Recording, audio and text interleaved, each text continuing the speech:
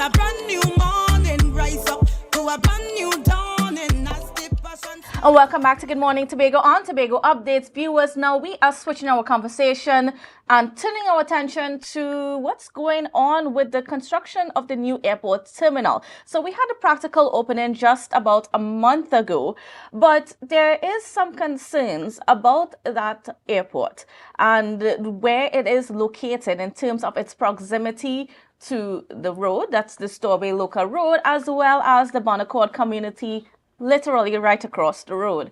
And to speak to us on that is former Assemblyman Mr. Max James. Good morning and welcome to you. How are you doing this morning? I'm doing my best. Thank you very much for the question. Right, so you have some concerns about the closeness of the airport to the road. Well, yes, and you might ask yourself, why me? And why am I raising those questions? Well, firstly, I am a researcher by trade. Academically speaking, that's what I do. I research anything. And we have modern tools at our disposal where we can find information. And so we will determine this morning whether the information is credible, Right. and the sources that the information come from. So to put this whole discussion in proper context. Certainly. Now, there is, as far as I know, at least as far as I know from the authorities, they say that there is no concern. And by this, I mean the chairman of NIDCO, who is a project manager for the airport construction. And we actually have a clip now because a question was posed to Mr. Herbert George a month ago at the opening of the new airport terminal. Yes. So I think we have that clip queued up, so we could take that in and then we have a discussion after that.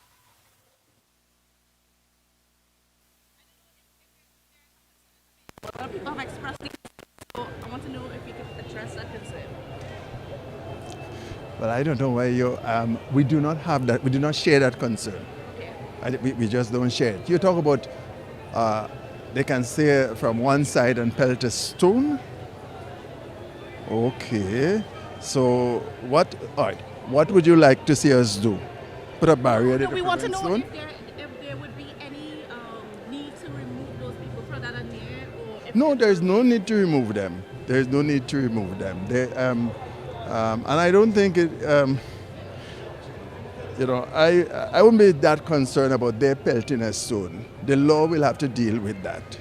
But the airport has its setbacks, and the setbacks are within the requirements of the zoning and planning people, like town and country planning.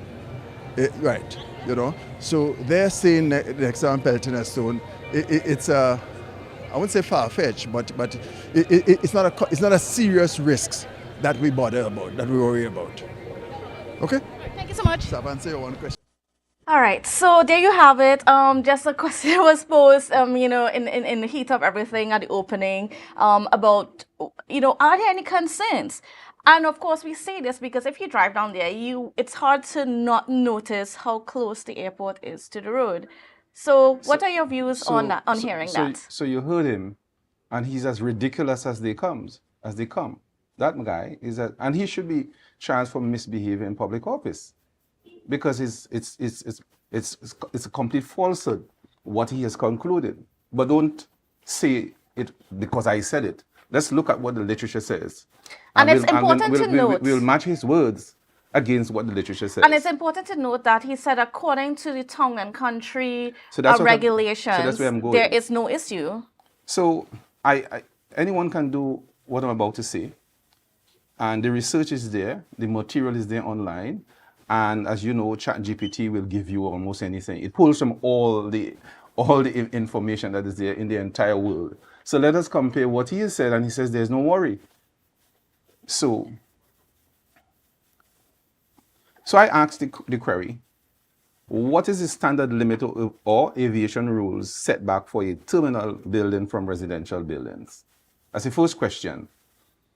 And the information is that there isn't any single global limit. So I wanted to dig deeper. Or fixed setback distance between airport terminal buildings and residential buildings.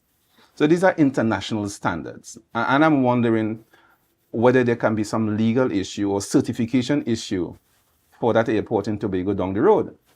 or even legal challenges. So the International Civil Aviation Organization, their guidance, it says, while there's no specific or fixed setback distance, it provides guidance on land use planning around airports to minimize noise and safety risks. The key concerns are noise exposure, public safety zones, and it speaks about zoning and land use compatibility. But let's go down further.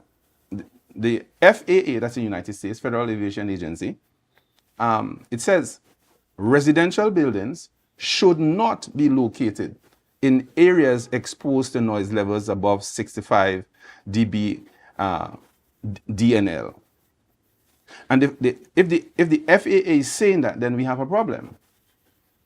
So what does that mean in layman's terms? Okay, so the noise level, right? But I want to read it. I don't want to actually say it. I want to actually read the literature. And it's very straightforward. Anybody, I mean, a Standard 5 school student will understand this.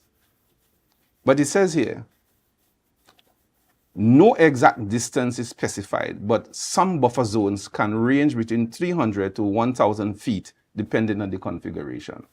So we're already now starting to see some kind of distance that should be that should separate between residential structures and the terminal building. But I wasn't satisfied, so I went on further. In India, the Airports Authority of India enforce color-coded zoning maps. And it says no construction, especially residential, is allowed within certain height and distance from airport boundaries. Typically, 150 meters to several kilometers, depending on runway orientation and height restrictions. But I still wasn't satisfied because I like to do the research. It's very interesting. It says noise exposure limits, obstacle limitation zones, runway protection, and safety areas. Typically, buffer zones can range between hundreds of meters to several kilometers. And my advice was, you must consult your local aviation authorities or zoning planning for exact figures. Let me just stop there for a while. So the question here is, what input the town and country planning really have in respect of a report or a recommendation to place the airport near a residential area? They concentrated mainly on the lift-off, but there are other issues that are attendant to the residential areas that are north of the terminal building. So don't say I said it. I want us to go to the literature. It says, so I asked a question.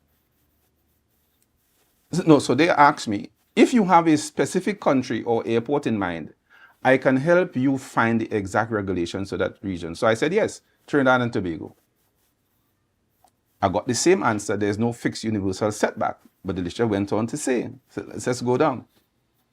So the summary is, no fixed universal setback. Setback distances between airport terminals and residential buildings are determined based on safety assessments and planning guidelines. So the question now, what did the Civil Aviation Authority of Trinidad and Tobago say about it? What was their record? We want to say there's a public concern because a terminal is not just any ordinary building. It's a significant million or billion-dollar investment and utility. And we have to be careful how public funds are expended or spent. But the question is that the PNM, Dr. Rowley, that's his legacy. And they're going around championing that as a significant accomplishment, especially now in the silly season and this election time. So let's go down.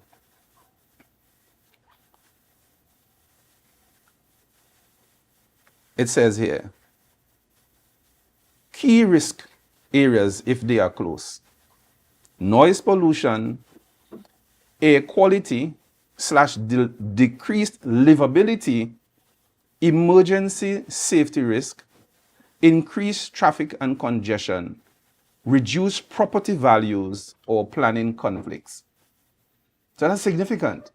What is it saying here? The people who live in the area, the whole question of their livability or living there in the area for the next, until the end of their lives, it can affect their livability, affect their health and safety living there because of the hazards from the aircraft draft and turnaround. Because of course the runway is on the other side, but when they come in the airport, the aircraft has to turn around, and the back of the aircraft with the draft will be facing those buildings that are on the northern side of the terminal building. So I had to ask the specific question.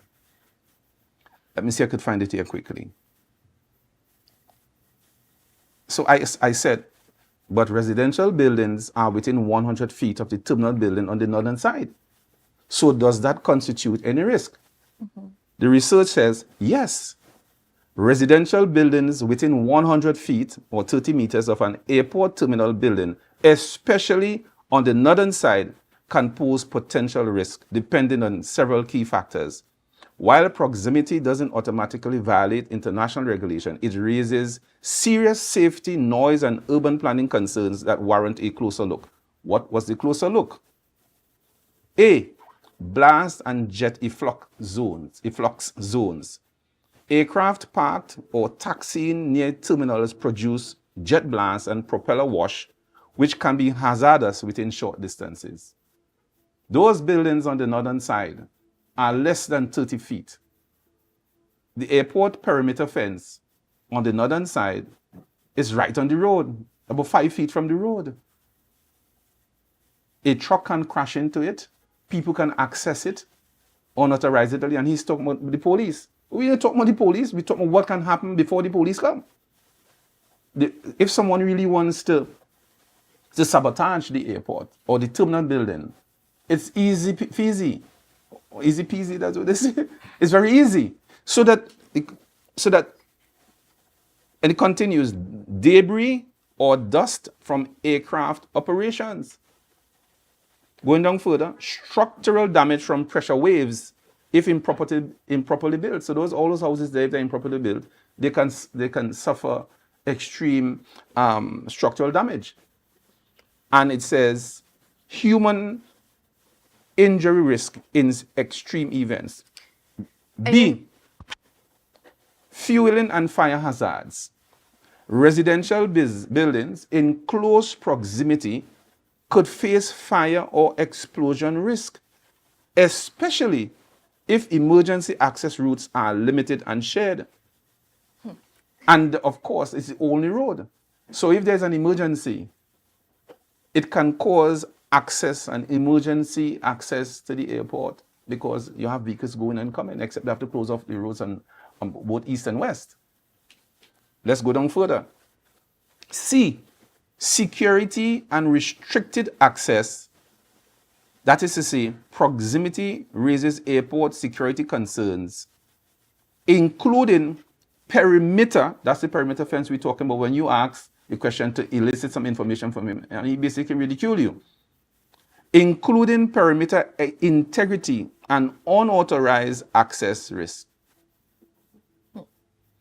The ICAO, which is the International Civil Aviation Authority, says it requires airside or landslide separation, and close by residences can complicate enforcement.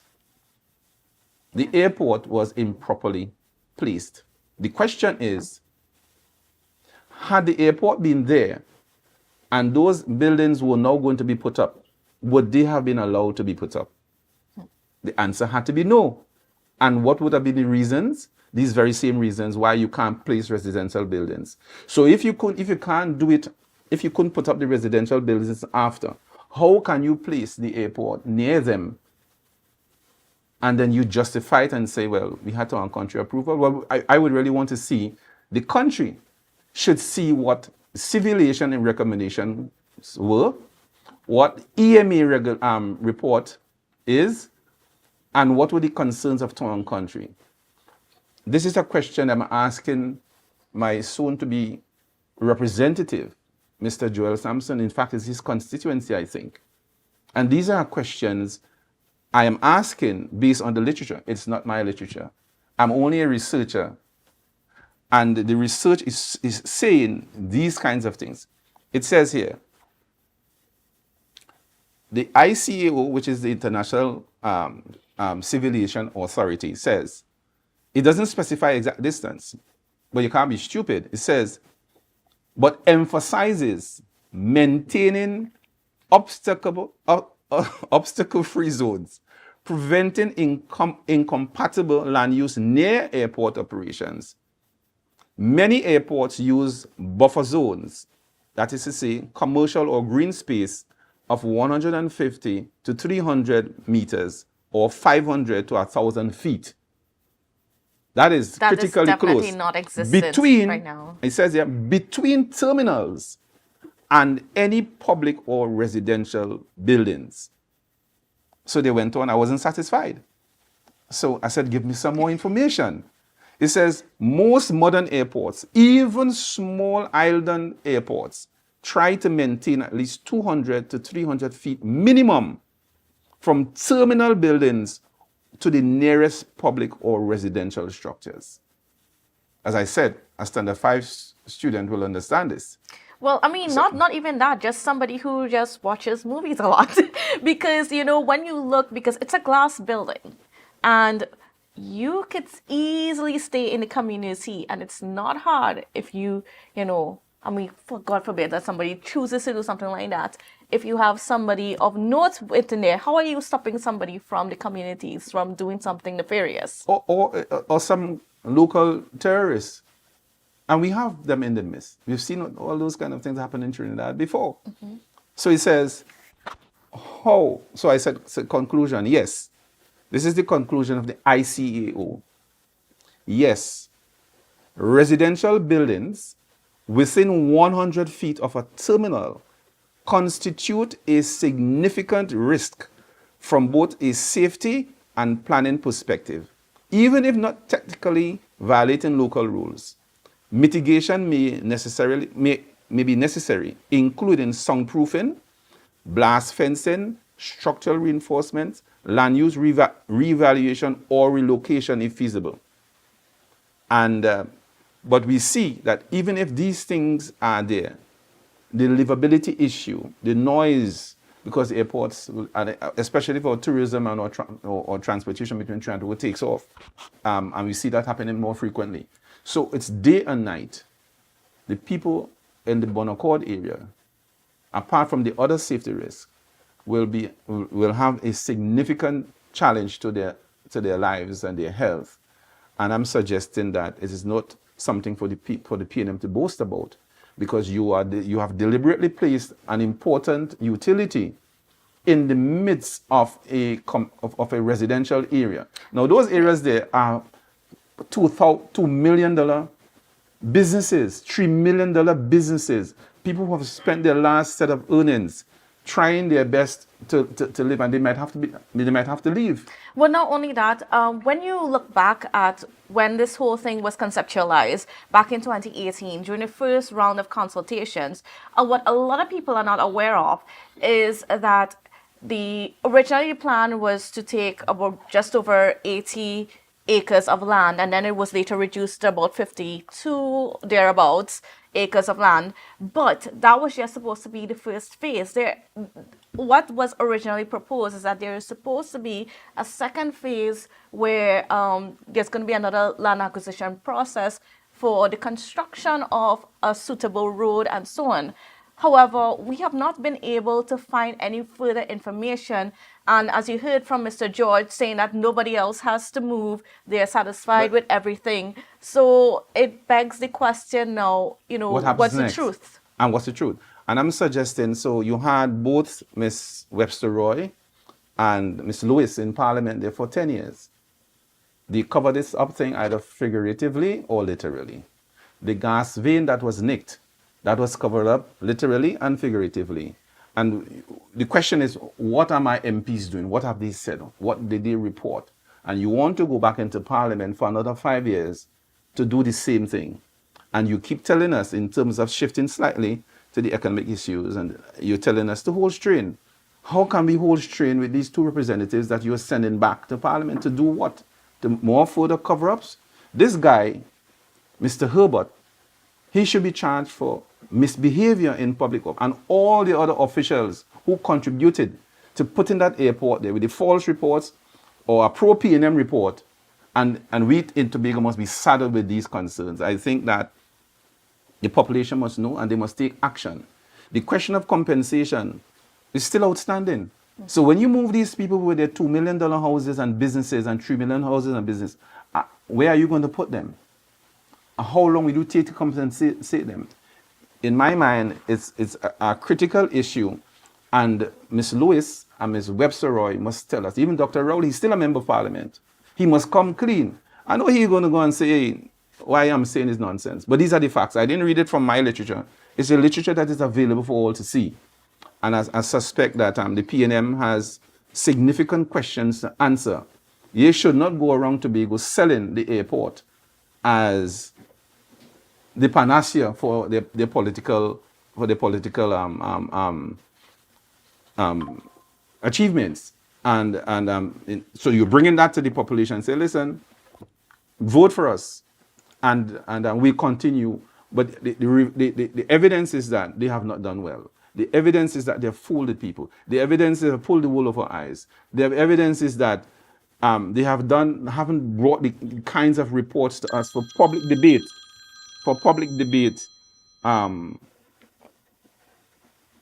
to the people, so that informed choices could have been made to the population here in Tobago. And I suspect that the PNM cannot be in a good place with this kind of revelation here this morning that I have made. Some people need to answer, real questions need to be asked, and the truth must come out. Now, I'm posing this question to you in the sense that will you be attempting to get information where this is concerned, whether it is to get the town and country approvals, whether it is to get answers from the Civil Aviation Authority and that sort of thing, as to what now is the next step? Are you going to be filing freedom of information requests? Well, I am merely putting that out there. I have representatives. I have the Chief Secretary. I think he has been prosecuting the issues quite well.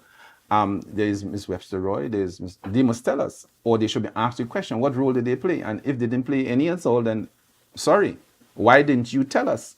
And you're asking for us to put you back in Parliament to wreak more havoc on the people of Tobago and or building codes and or building aspirations and all of that. The stage in the sea, they went to town on it and said, listen, Mr. James didn't have the permission, but did you have the permission down there? And if you had that permission, it was a cooked up kind of a permission, because it is in complete violation of the ICAO, that is the International Civil Aviation Organization, says that, look, you should not have done this, or you should not do that. So don't sell it as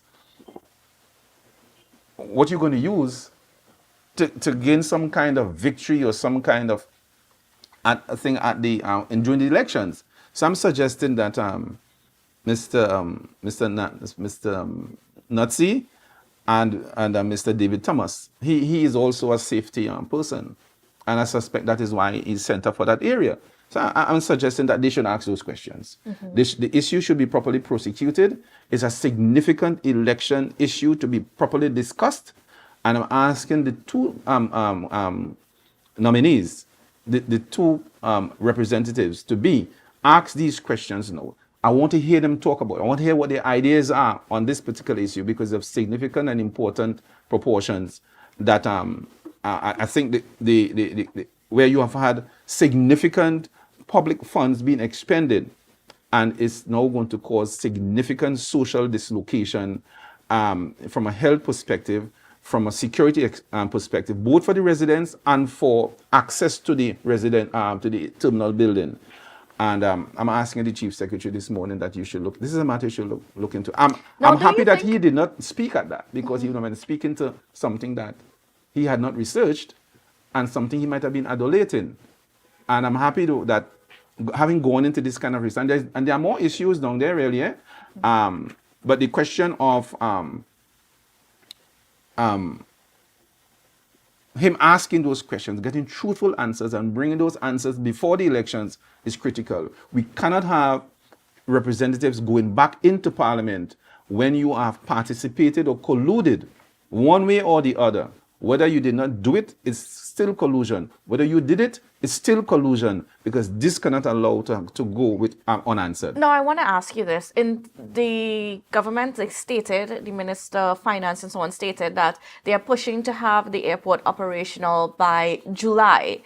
Do you think now that there would be a challenge in having that terminal operational in July? Well, I suspect that if the residents on the northern side, perhaps they might want to injunct the airports authority or the government of Trinidad and Tobago, because it's very clear where the ICO is saying is that maintaining safety obstacle-free zones, preventing incompatible land use near airport operations, and the buffer zone should be between 500 to 1,000 feet between terminals and any public residential buildings. So they have real questions to answer. As again, real world comparison says they should at least maintain 200 to 300 feet minimum from terminal buildings to the nearest public or residential structures. So I think people can say, listen, the noise will affect me from sleeping. The dust and the gas and the whole risk of some explosion taking place, we are only 100 feet away. So they Less can than 100 feet. Less than 100 feet. So there can be serious legal questions that the residents can pose, or perhaps even involve themselves in an injunction, because this is what's going to happen. I doubt that, because of the weight of the public importance of the structure of the airport, the terminal, an injunction emphasis may not be granted, but it raises those health and safety issues. And I think the government was very callous and uncaring of putting an airport for political mileage, to say, well, we have a new airport. Yeah, it looks nice, but nice is not it. You didn't have to even build such a large utility in the first place to be efficient. The Barbados airport is much smaller than that. The one in St. Lucia is much smaller than that. Now, if you go around the Caribbean, maybe the one in Grenada is larger. No, but actually, the one in Grenada is smaller. It's smaller, okay. And you come to boast about it. In the midst of all these health and security and concerns, what are you achieving? You build such a magnificence, and you have all these problems for your own people. It's really, really, really objectionable. And I think the people must ask, these residents there must ask the questions. Even people who are passing, driving in the cars, it is also a security risk. Where in the world are you seeing that? Yeah, because you could literally see the persons that are inside the terminal. Like, exactly. Somebody can aim a rifle at a significant, well, I mean, everybody's significant, but anybody can aim a rifle, a high-powered rifle, will easily go through that glass and pick out somebody who they want to kill from across the road. What were they thinking? To put it up there and come and boast about it and say, vote for us? What representation did Ms. Lewis make, Shamfa Kojo Lewis make in respect of that? What representation did Ms. Webster Roy make in respect of that? To come and boast and parade herself in front of the press? It is wrong. And I my history is I call it wrong where I see wrong. And that is wrong. And what I've said this morning are not my words. These are the recommendations of the ICAO, the International Civil Aviation Organization. And if they have made this, and I mean, it was easy to find.